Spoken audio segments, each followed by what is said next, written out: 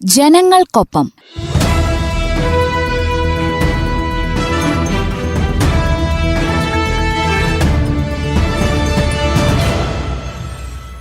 വിവിധ സർക്കാർ വകുപ്പുകളെയും പദ്ധതികളെയും പരിചയപ്പെടുത്തുന്ന പരിപാടി.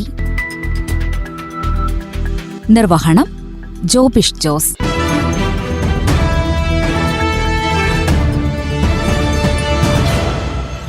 ജനമൈത്രി പോലീസ്. പരമ്പരാഗതമായി പോലീസും പൊതുജനങ്ങളും തമ്മിൽ നിലനിൽക്കുന്ന അപരിചിതത്വത്തിന്റെയും സഹകരണമില്ലായ്മയുടെയും രീതിക്ക് പകരം പോലീസ് ജനങ്ങളിലേക്ക് ഇറങ്ങിച്ചെന്നുകൊണ്ട് ജനം പോലീസിനെ സുഹൃത്തായി കാണുകയും അതുവഴി സമൂഹത്തിന് മെച്ചപ്പെട്ട സേവനം ലഭ്യമാക്കുകയുമാണ് ജനമൈത്രി സുരക്ഷാ പദ്ധതിയുടെ ലക്ഷ്യം. സുരക്ഷിതത്വം ലഭിക്കുക എന്നത് ഒരു പൗരന്റെ അവകാശവും അത് ഉറപ്പുവരുത്തുക എന്നത് പോലീസിന്റെ ചുമതലയുമാണ്.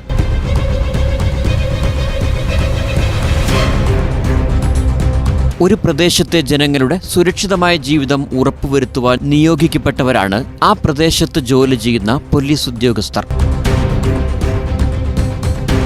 സമൂഹത്തിലെ പ്രത്യേക സാഹചര്യങ്ങൾ മനസ്സിലാക്കി ലഭ്യമായ സൗകര്യങ്ങളും വിഭവങ്ങളും അഭിമുഖീകരിക്കേണ്ടതായ പ്രശ്നങ്ങളും വിലയിരുത്തി നിയമം അനുശാസിക്കുന്ന രീതിയിൽ പൊതുജനങ്ങളുമായി സഹകരിച്ചുകൊണ്ട് പ്രവർത്തിക്കുന്ന രീതിയാണ് ജനമൈത്രി സുരക്ഷാ രീതി.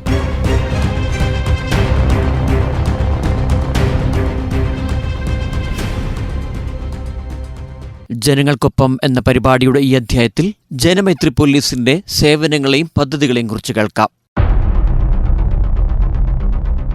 ജനമൈത്രി പോലീസ് വയനാട് സബ് ഇൻസ്പെക്ടറും അസിസ്റ്റന്റ് ജില്ലാ നോഡൽ ഓഫീസറുമായ KM ശശിധരൻ സംസാരിക്കുന്നു.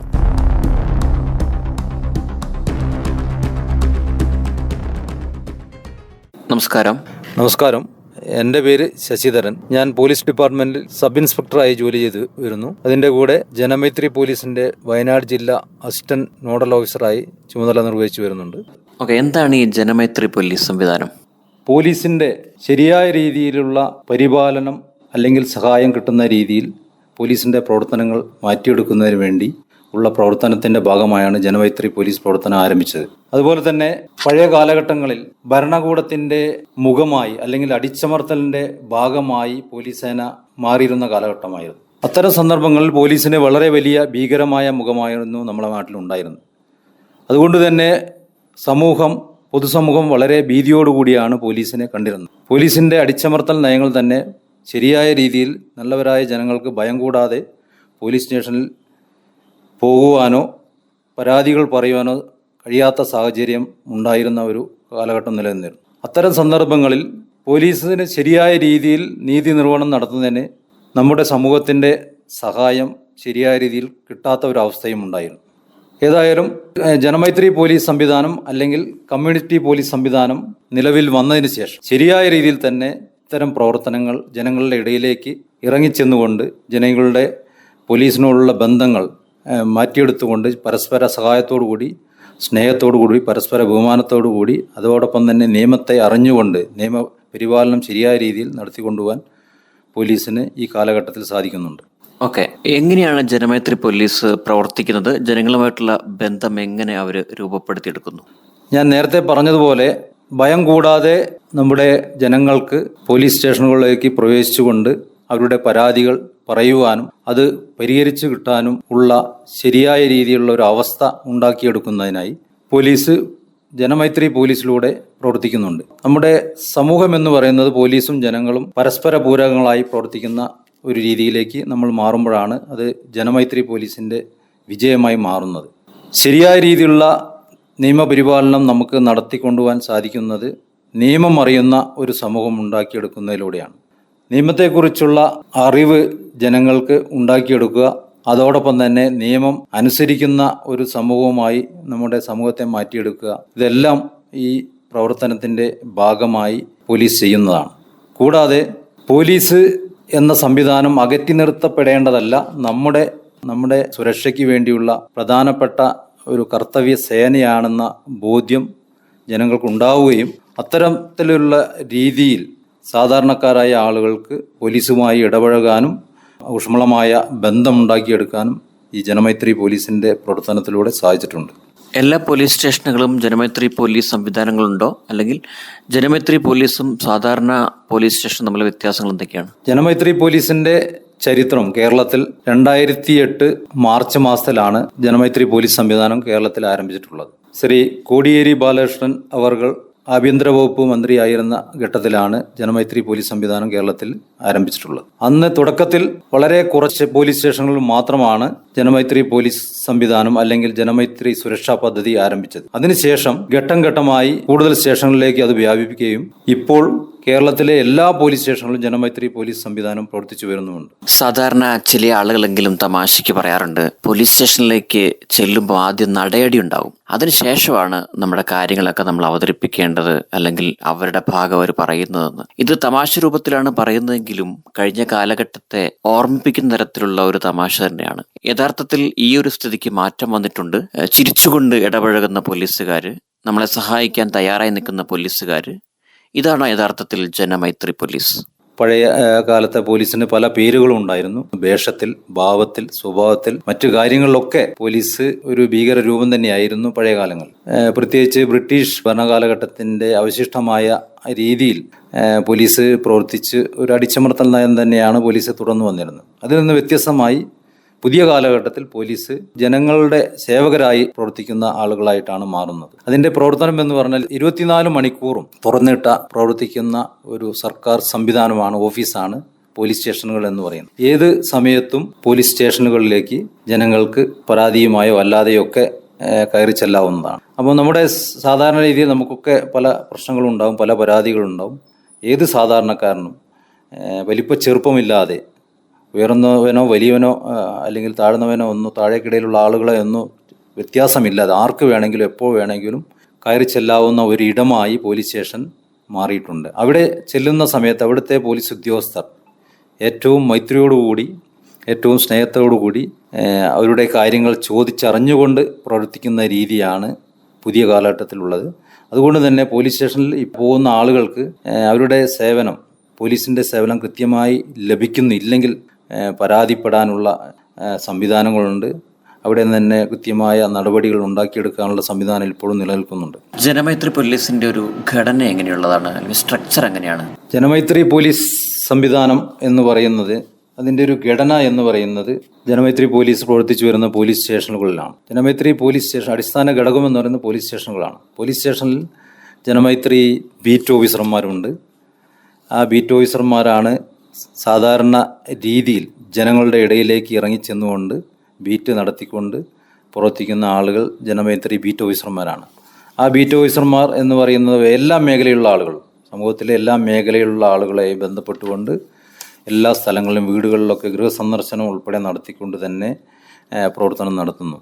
ബീറ്റ് എന്ന് പറയുന്നത് ഓരോ മേഖലയായി തിരിച്ചിട്ടുണ്ട്. ബീറ്റ് എന്ന് പറയുന്നത് ആ മേഖലകളിൽ ഡ്യൂട്ടി, ഒരു ദിവസം ഡ്യൂട്ടി അനുവദിച്ച് കിട്ടിയാൽ ആ മേഖലകളിൽ സഞ്ചരിച്ചുകൊണ്ട് അവിടെയുള്ള ജനങ്ങളുമായി ഇടപഴകിക്കൊണ്ട് പ്രധാനപ്പെട്ട പ്രദേശങ്ങൾ സന്ദർശിച്ചുകൊണ്ട് വിദ്യാഭ്യാസ സ്ഥാപനങ്ങൾ, പ്രധാനപ്പെട്ട മറ്റ് സ്ഥാപനങ്ങൾ, എല്ലാ സ്ഥാപനം, ബാങ്കുകൾ ഉൾപ്പെടെ, വിദ്യാലയങ്ങൾ ഉൾപ്പെടെ, അഗതി മന്ദിരങ്ങൾ ഉൾപ്പെടെ എല്ലാ സ്ഥലങ്ങളും സന്ദർശിച്ച് അവിടെയുള്ള പ്രശ്നങ്ങൾ മനസ്സിലാക്കി അതോടൊപ്പം തന്നെ ബോധവൽക്കരണ പ്രവർത്തനങ്ങളൊക്കെ നടത്തിക്കൊണ്ട് അവിടെയുള്ള കാര്യങ്ങളൊക്കെ പോലീസ് സ്റ്റേഷനിലെ മുതിർന്ന ഉദ്യോഗസ്ഥർക്ക് റിപ്പോർട്ട് ചെയ്തുകൊണ്ടുള്ള പ്രവർത്തനം നടത്തുന്നു. അതോടൊപ്പം തന്നെ മറ്റ് സഹായങ്ങൾ, ക്ഷേമ പ്രവർത്തനങ്ങൾ ഒക്കെ ഇതിൻ്റെ ഭാഗമായി ചെയ്തുകൊണ്ട് ആണ് ബീറ്റ് പോലീസ് ഓഫീസർമാർ പ്രവർത്തുന്നത്.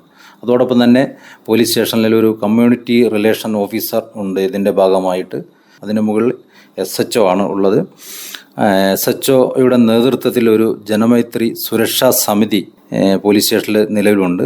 ആ പ്രദേശത്തെ ആ പോലീസ് സ്റ്റേഷൻ പരിധിയിൽ പ്രധാനപ്പെട്ട ആളുകളെ ഉൾപ്പെടുത്തിക്കൊണ്ടുള്ള എല്ലാ മേഖലയിലുള്ള സാമൂഹിക മേഖലയിലുള്ള ആളുകൾ, തൊഴിലാളികൾ, റിട്ടയർഡ് ഉദ്യോഗസ്ഥന്മാർ, മറ്റ് മേഖലയിലുള്ള പ്രധാനപ്പെട്ട ആളുകളെയൊക്കെ ഉൾപ്പെടുത്തിക്കൊണ്ടുള്ള ഒരു ജനമൈത്രി സമിതിയുണ്ട്. ആ സമിതികളൊക്കെ മീറ്റിംഗ് ചേർന്നുകൊണ്ട് നമ്മളെ നാട്ടിലുള്ള പ്രശ്നങ്ങൾ, ചില സ്ഥലത്ത് കവർച്ച നടക്കാറുണ്ട്, അല്ലെങ്കിൽ മറ്റ് പ്രശ്നങ്ങൾ ഉണ്ടാകാറുണ്ട്, നമ്മുടെ ട്രാഫിക് അപകടങ്ങൾ കൂടുന്ന സ്ഥലങ്ങൾ ഏതൊക്കെയാണ്, അങ്ങനെ എല്ലാ കാര്യങ്ങളും അത് ബീറ്റ് ഓഫീസർമാരും ശ്രദ്ധിക്കുന്ന കാര്യങ്ങളാണ്. അപ്പോൾ അതൊക്കെ അങ്ങനെയുള്ള ശ്രദ്ധയിൽപ്പെടുത്തുക, അങ്ങനെയുള്ള കാര്യങ്ങളൊക്കെ ചെയ്യാം. മറ്റു കാര്യങ്ങൾ, കേസന്വേഷണം, മറ്റു കാര്യങ്ങളിലൊന്നും ഇടപെടാൻ ഈ സമിതിക്ക് അധികാരമില്ല.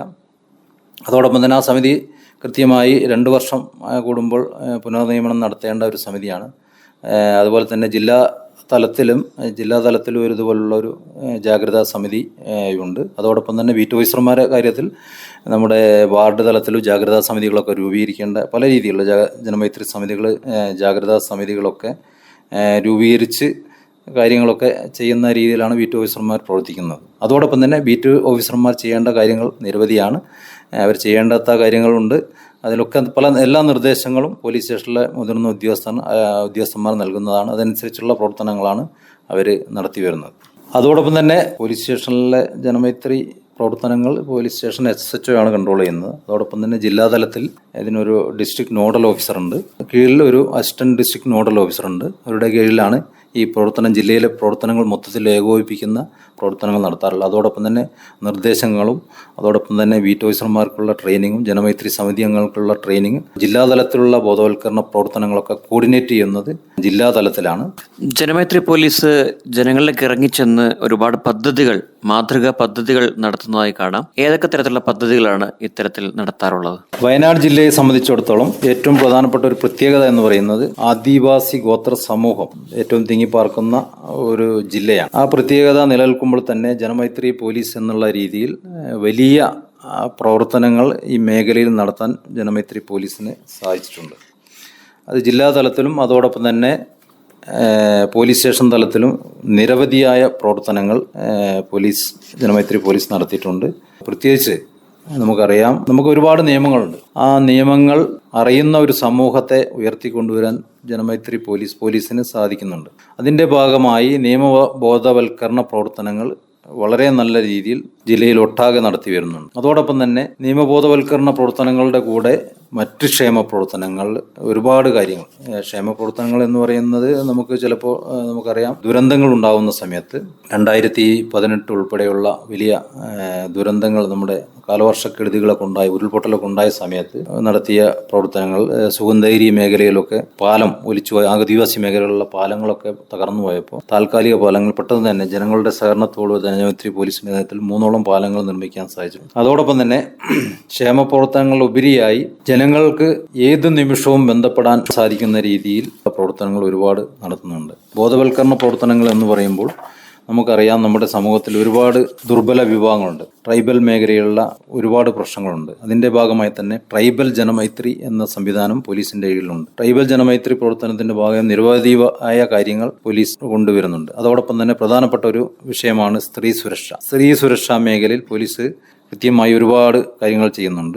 അതേപോലെ തന്നെ നമുക്ക് ഏറ്റവും പ്രധാനപ്പെട്ട, നമ്മുടെ നാട് നേരിടുന്ന ഏറ്റവും പ്രധാനപ്പെട്ട ഒരു പ്രശ്നമാണ് ലഹരി വിരുദ്ധ പ്രവർത്തനങ്ങളുടെ ഭാഗമായി ബോധവൽക്കരണ പ്രവർത്തനങ്ങൾ ഉൾപ്പെടെയുള്ള ഒരുപാട് കാര്യങ്ങൾ, ബോധവൽക്കരണ റാലികൾ, ബോധവൽക്കരണ ക്യാമ്പയിനുകൾ, ചിത്രരചന ഉൾപ്പെടെ ഒരുപാട് പരിപാടികൾ, കൂട്ടായോട്ടം ഉൾപ്പെടെയുള്ള ബോധവൽക്കരണ പ്രവർത്തനങ്ങൾ, ജനങ്ങളെ ലഹരിക്കെതിരെ അണിനിരത്തുന്ന വലിയ പ്രവർത്തനങ്ങൾ വയനാട് ജില്ലയിൽ ഇതുവരെ നടത്തി വന്നിട്ടുണ്ട്. അതോടൊപ്പം തന്നെ നമ്മുടെ നാട് നേരിടുന്ന ഏറ്റവും പ്രധാനപ്പെട്ട, പ്രത്യേകിച്ച് കുട്ടികൾ ചതിക്കുഴിയിൽ വീണുപോകുന്ന സൈബർ ലോകത്തെ ചതിക്കുഴികൾ. നമുക്കറിയാം, സൈബർ ലോകത്തെ തട്ടിപ്പുകൾ വളരെ വലുതാണ്. അതിൻ്റെ ഭാഗമായുള്ള ബോധവൽക്കരണങ്ങൾ ഒരുപാട് നടത്തിക്കൊണ്ടിരിക്കുന്നു. അതോടൊപ്പം തന്നെ നമുക്കറിയാം, റോഡ് സുരക്ഷ എന്ന് പറയുന്നത് ഏറ്റവും പ്രധാനപ്പെട്ട ഒരു കാര്യമാണ്.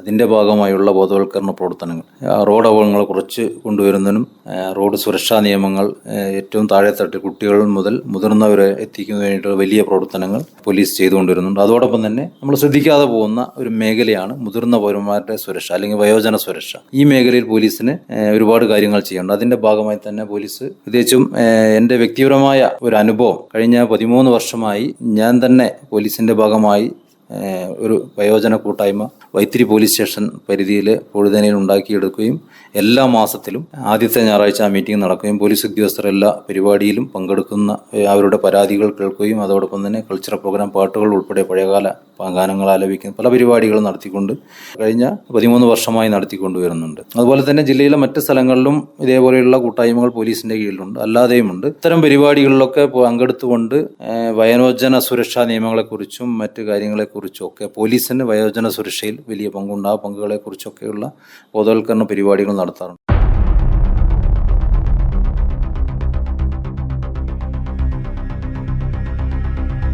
ജനമൈത്രി പോലീസ്. ഈ പരിപാടിയിൽ സംസാരിച്ചത് ജനമൈത്രി പോലീസ് വയനാട് സബ് ഇൻസ്പെക്ടറും അസിസ്റ്റന്റ് ജില്ലാ നോഡൽ ഓഫീസറുമായ KM ശശിധരൻ.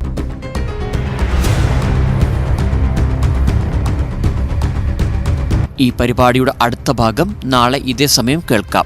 നന്ദി, നമസ്കാരം.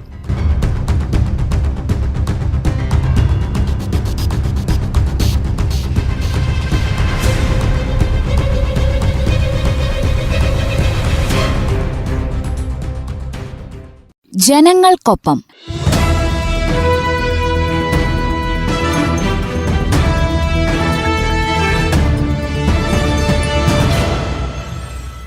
വിവിധ സർക്കാർ വകുപ്പുകളെയും പദ്ധതികളെയും പരിചയപ്പെടുത്തുന്ന പരിപാടി. നിർവഹണം ജോബിഷ് ജോസ്.